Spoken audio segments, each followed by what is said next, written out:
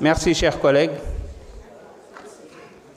La parole est à notre collègue Mohamed Aïb Salim Dafé, président de la commission ad hoc.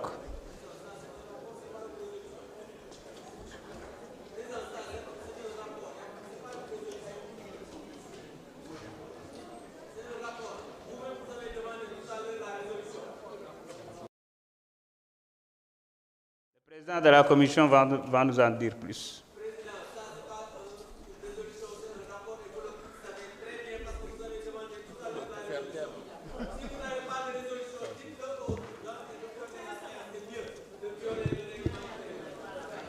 Allez-y.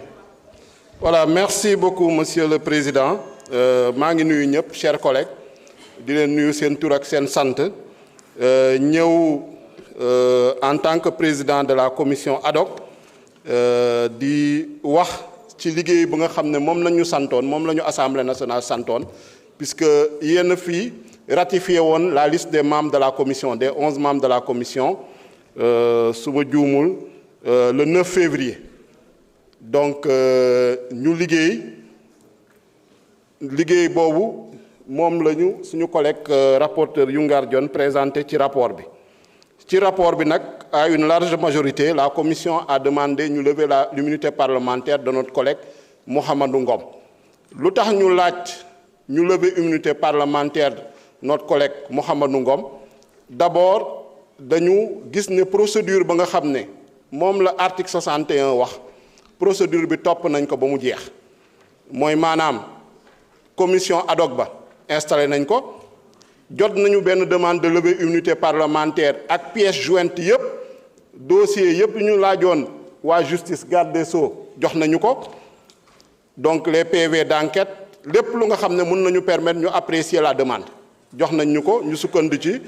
Également installé nañu commission bi dans les règles selon l'article 61 yu mu wax, convoqué nañu commission bi également dans les règles, convoqué également suñu collègue Mouhamadou Ngom en tant que député mis en cause. Il s'est présenté avec son défenseur. Permettre nañu à la commission mu xool lan moo nekk ci dossier bi, ñëpp consulté nañu dossier bi, ñëpp consulté nañu demande bi ak pièces jointes yi, xam lan moo nekk, lan nañu toppee, en tout cas lan nañu bëgg a toppee notre collègue Mouhamadou Ngom. Sur la base de ça, ñu convoqué une séance d'audition de la commission ad hoc. Suñu collègue bi présenté wu, ñu koy rafetlu parce que bu mu ñëwee quand même il était en très bonne forme. Ñu ngi ciy sant yàlla. ñu ciy sant yàlla parce que bon, effectivement dans la presse nouvelle yu ñu doon jot ci moom xawoon nañu tiit, mais vraiment ñëw na présenté wu ak son défenseur la présidente Aïssata Tall Sall. ñu jox leen parole ñu wax pendant 1 heure de temps, moom pratiquement wax na pendant 45 minutes 50 minutes sans discontinuer.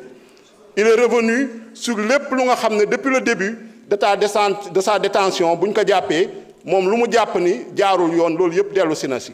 Même su fekkee sax lu mu wax ci affaire bi bëriwul, mais au moins il est revenu sur le, parce que amoon na beneen dossier boo xam ne levé woon nañ fi immunité parlementaire. Il est revenu largement sur ce dossier là ak procédure bi nu mu déroulé woo ak moom lu mu jàpp ni procédure bi jaarul yoon. ñu permettre également sur affaire bi tam mu revenir si bu ñuy paree ñu jox parole défenseur am également jël parole également présenter ñoom i seeni argument. loolu bu ñu ci paree ñu permettre aux membres de la commission ñu poser ay questions ñu interpeller ko membres de la commission yëpp poser ko ay ñuy interpeller aussi bien les députés de la majorité que les députés de l'opposition. Donc bu ñu paree audition boobu commission bi délibéré, commission bu mu délibéré à une majorité mu recommander à la séance plénière lever immunité parlementaire. Lu tax ñu koy recommander nag parce que dañu gis ni moom lu ñu ko toppee moom nangu na ko, il a reconnu les faits. nee na téléphone yooyu moom moo ko yoroon te gis nañ ni tamit lu ñu ko toppee également ay délits yi nga xam ne dañ ko prévoir dans le code pénal du mu leen ko duñ ci delluwaat moo nekk ni introduction et complicité d'introduction frauduleuse d'objets prohibés en milieu carcéral, corruption, violation du secret de l'instruction, etc. Donc ay délits yoo xam ne c'est prévu par le code pénal moom mu nangu ni téléphone yooyu moo ko yoroon Samsung marque A26 ak Itel Calus.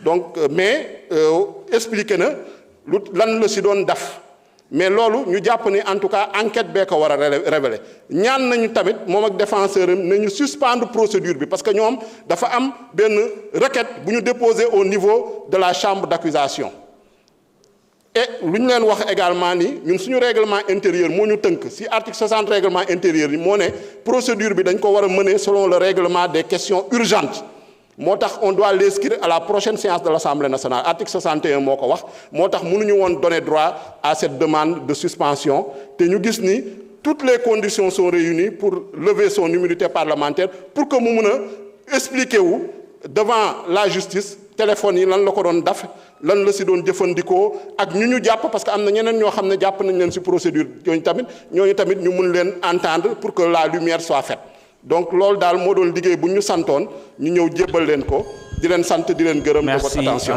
merci.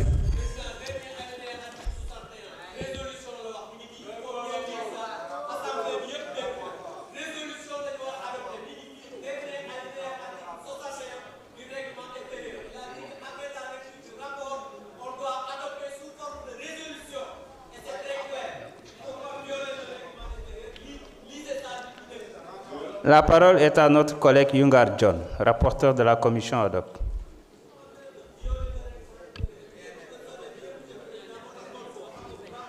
Merci, Président.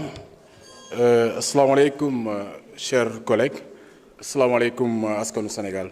Waaw, je pense que Président Ayib wax na lépp li nga xam ne ni moom la ñu jëlee woon ci li nga xam ne moom mooy li ñu doon def muy audition.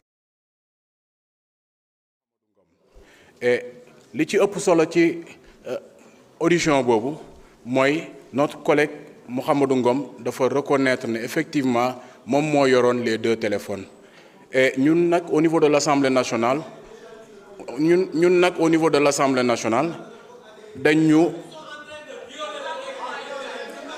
ñun au niveau de l'Assemblée nationale dafa am lu ñu tënk muy l'article 61 bi nga xam ne ni dafa ne balaa ñoo def dara ci wàllum député yi dañuy war a lever li nga xam ne ni moom mooy seen mbalaanum kiiraay ci loolu la ñu gis ni ñun dañu évaluer par rapport ak li nga xam ne ni moom la notre collègue wax il a reconnu les faits il a fait un aveu ne moom il avait les deux téléphones portables yi nga xam ne benn bi ki ko jox moom mooy agent wu administration pénitentiaire bi waaye beneen bi aussi